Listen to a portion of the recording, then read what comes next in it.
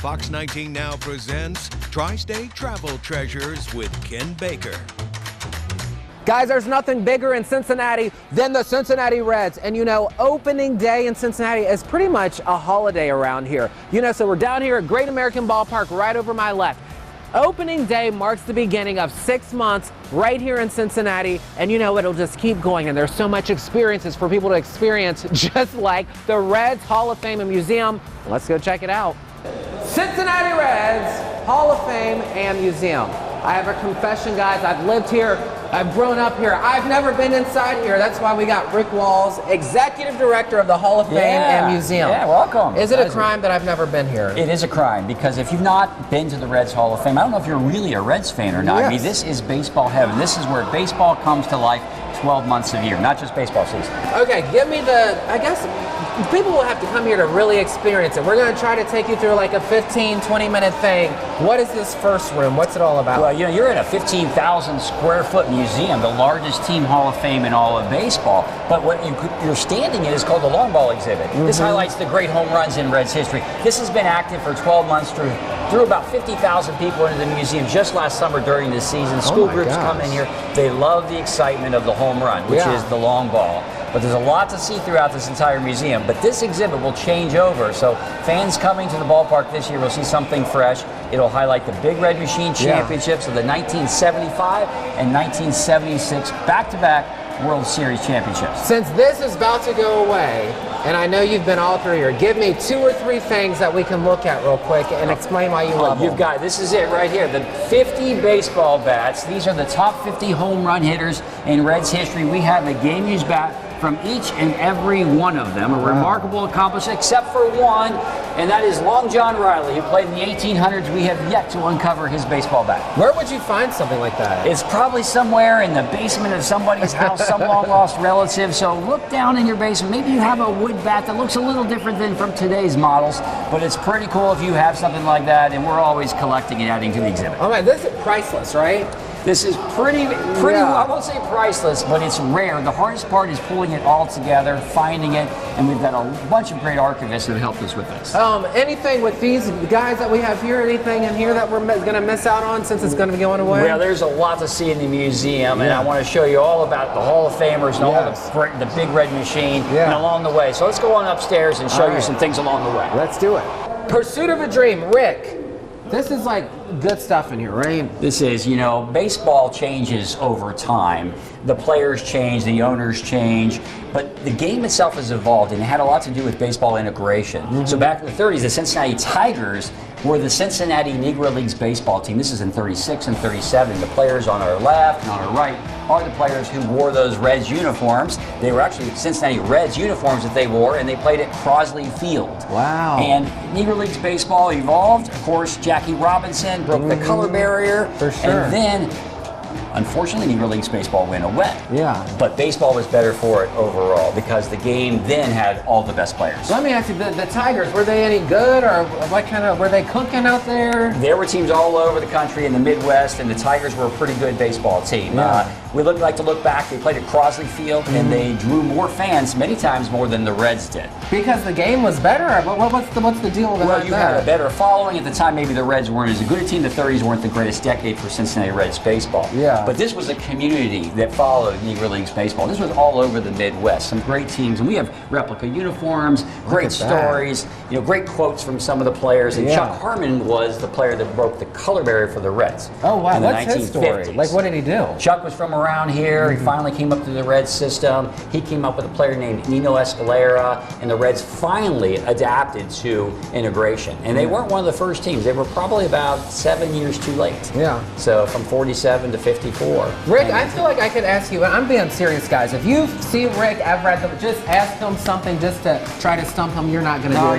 You'll stop me. No problem at all. Favorite look on this wall here? Well, I'm not going to pick out the Cincinnati Tigers uniform, which was the Reds uniform, but I do like the Birmingham team. I also like the Grays. I mean, Chicago. I mean, this is a great look and feel, and there was a lot of excitement.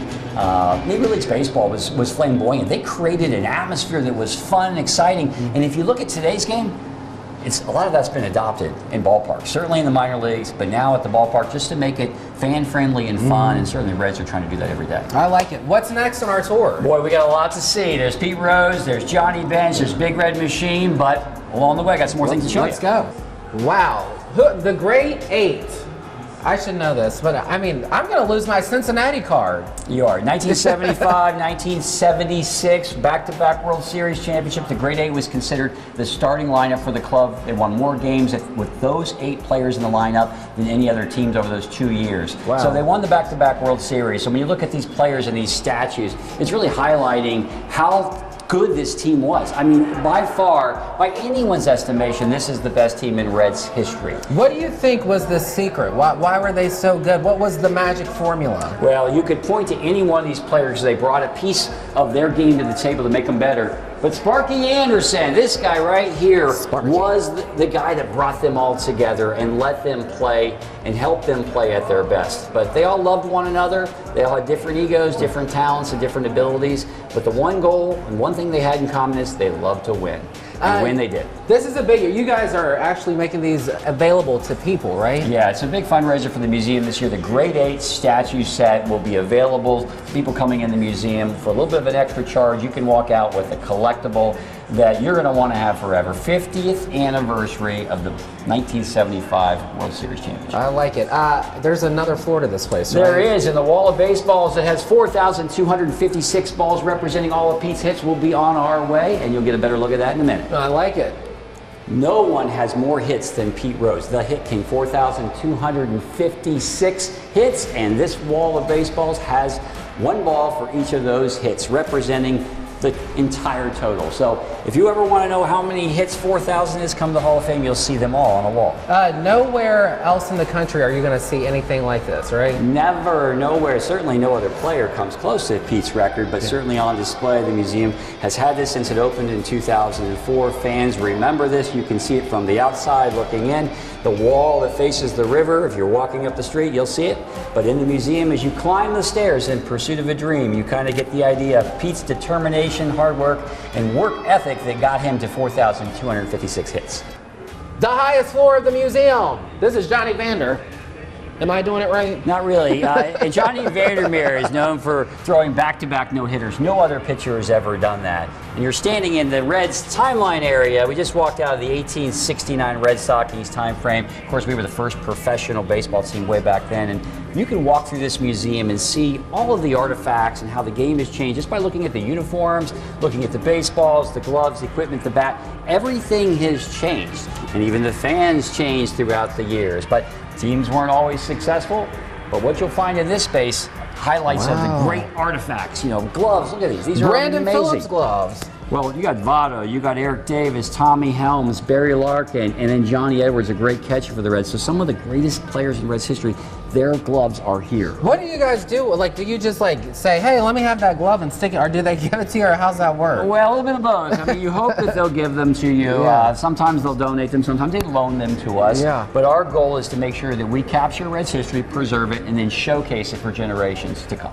It's sad that we don't have a lot of time on each floor, but I feel like this one, out of everything that we've been in, is you could just spend what, 3-4 hours just like going through? Easily. I learn something every day that I come up in this museum. And you're going to get your Reds card, your fan card, before this tour is over. What is this? Oh, this is the Palace of the Fans. This was the ballpark for the Reds from 1902 to 1911. Where would this have been in Cincinnati? Well, it's the same spot where Crosley Field was, over on the west side. It's about, right now, City Gospel Mission sits right on the corner where Findlay and Western Avenue is. Okay. So not where 75, Interstate 75 wasn't there at the time. Yeah. And then they built that later, as they built Crosley Field. So this Crosley wonderful model over here, fans can get an idea of what it's like, what the stadium was like before Riverfront Stadium. This was a fan-friendly stadium. This would be Christian Moorline now, right?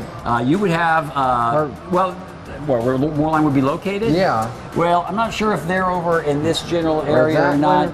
You have the stadium that had the first night game in Major League Baseball history on May 24th, 1935. Yes. So when they built the park, the lights weren't there. But the Reds were innovators. You know, they wanted to try something new, find ways to get people to the ballpark. Lights were part of that. Wow. This is just like, No, baseball comes to life through here. As we were walking down, we've come through the 50s, the 60s, the 70s. We talked about the Big Red Machine. Yeah. And now we're getting into an era probably that maybe more people remember. The 1990 World Championship. Pete Rose, the rookie era. How can you pass over the AstroTurf where Pete Rose's record-breaking 4,196 second hit landed, breaking Ty Cobb's record. Oh 41-92, a real special day in Reds history. You guys went out there and cut it like this is. They did at the time, and I give a lot of people a lot of credit for understanding the importance of doing something like that, recording and preserving history. That's why the Reds Hall of Fame Museum is the greatest of all team Hall of Fames. No kidding. I love this place. All right. Oh, broadcasting exhibit. That's right up my alley. Have you called a game before? I haven't. Well, let's go try it. Let's go. You are on air. With who? I don't know. Well, this is the Marty and Joe broadcasting. Oh, Marty and Joe, yeah. You don't know Marty. Everybody knows Marty and Joe. Oh, yeah, he's right? come to the station a lot. Yes. Well, they have made baseball Reds fans what they are really around Reds country. Think about that. Back in the day when there wasn't television, you could listen to the game on the radio. But now that we have TV, you're watching highlights, and now we're sitting at the broadcast desk right here where you as a fan can come into this exhibit and call one of your favorite plays. I like this. Is so awesome. Well, once you're done, you'll get to email yourself this video too. So be careful what you say on here because it's a permanent record. Great history of Reds on the TV and on radio. Let's go over and try the radio booth too. Let's go. All right, we are in the radio booth where you can call the play. Here we are standing. See this video up here? This is going to be emailed to us when we're done.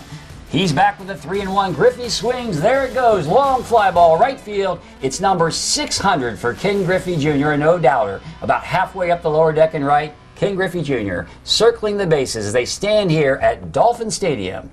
That's what they came to see. Griffey set the record. Isn't this great? This is pretty cool, you right? just keep going. You missed your call. Well, you can make up your own script or you can follow the script on the screen. I always thought when you're listening to them, they're up there like, la, la, la, la, la. Well, it's hard to do, and the guys that do it, like Marty Brenneman, are spectacular at it. I like the radio room. Is there one more room up here, or what is it? What else is we're up going to go here? take a look at the Hall of Fame plaques, and then there's the World Series trophies. Still a lot to see. There's a lot to see. Let's do it. The Cincinnati Reds Hall of Fame. This room, it almost feels holy or something. It's supposed to. It's a reverential display of the greatest players in Reds history. Think about bronze immortality. Yeah. These are the 93 inductees in the Reds Hall of Fame. Started in 1958. Bronze plaques that didn't have a home, a permanent home, until the Hall of Fame was built. Are we allowed to touch them or Sure, not? yeah, Okay. absolutely. That's a lot cool. of Hall of Fame just have plaques on the wall, Yeah. but others, this is unusual. We try to bring this room to life in a very positive way, a reverential way, a way to celebrate and get people interested in learning about the players. It's user interactive, so this kiosk allows you to step up, pick a player in the room. You can choose by position, by year, and look at this. Pete Rose. Makes fitting, right? Let's check it out. Well, Pete's bio pops up. You'll have a story of Pete, but then the user can turn the entire room on. 360-degree presentation, history and story about Pete Rose. The most prolific hitter in baseball history, Cincinnati native Pete Rose proudly wore the uniform of his hometown. And his plaque lights up in red. Seasons. It's the greatest plaque presentation I've seen in any Hall of Fame. It's incredible. And he was selected as the most valuable player of the National League in 1973. A three-time NL batting champion, Rose was also a two-time winner of Gold Glove Awards for defensive excellence. His 13 All-Star selections as a Red is the second most in club history and includes selections at an All-Star record 5 different positions. This is the last room of the museum? It seems like we just started. It does. This feels like, I'm trying to think how I feel. I don't even feel like I'm in Cincinnati. It's like a world-class kind of museum. You guys did a really good job with It's top notch. It surely is. We just walked out of the plaque room, right? Yeah. And that's the individual highest honor you could receive. But everybody that is in the Hall of Fame wants to be on a World Series team. For sure. So we're in the Champions Gallery right now. Champions. And look at this. This is some artifacts, some of the great artifacts. This is from the 1919 World Series, our first championship. This is a bat used by shoeless Joe Jackson of the Chicago White Sox in that World Series. He used this maybe after the series. I think it was right after he was banned from baseball. Remember the Black Sox scandal? Oh, yeah. That was 1919. Yeah. My favorite artifact in the whole museum, the last out ball from Wow. the 1919 World Series. That ball is a ground ball to second base, through onto first, and the Reds capture their first. Wait, that's a real ball in there? That is the ball from that World Series. Oh, wow. I didn't know that they did that. One of the rarest, coolest artifacts that we have. This we is won super 5 cool. World Championships, 1940, 75, 76, and 1990. Wow. Remember 1990 and Eric Davis and Barry Larkin? Yes. You remember all. I do remember, You were right there yes. at the game. Yeah. Certainly, it's been a while since we won that championship, but Jose Rio was the World Series MVP, and here's the glove that Todd Benzinger caught the last out in that famous 1990 World Series that we weren't supposed to win. Remember Lou Piniella, the manager, the wire-to-wire team, a special year. Hopefully, maybe this year we'll do it. I'm trying to think in my head all the things I've learned. I've learned a lot about Crosley Field. 1953 is the year that the Hall of Fame started. Is that correct? 58. 58. Yeah, What else did I learn? Multiple choice, you did okay. I learned about the Tigers. That's right. We've got Negro Leagues teams. Yeah. We've got the Great Eight. How many World Series championships have we won? 5? Yes. 5 it is.